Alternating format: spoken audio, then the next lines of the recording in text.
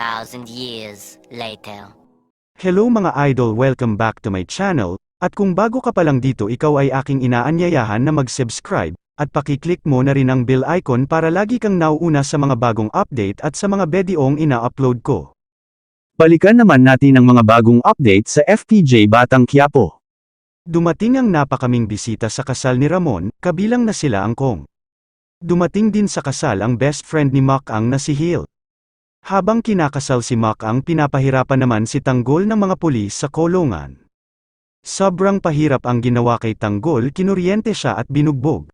Samantalang pagkatapos nilang bogbogan si Tanggol ay pinagamot siya kay Bubbles.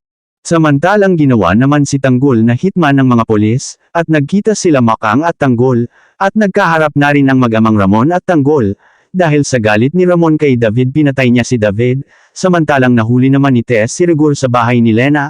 Anong buhay ang naghihintay kay Tanggol ngayong nagkita na sila ni Ramon ang kanyang tunay na ama? Yan ang ating aabangan dito lang sa FPJ Batang Quiapo. Hanggang dito na lang, God bless you all.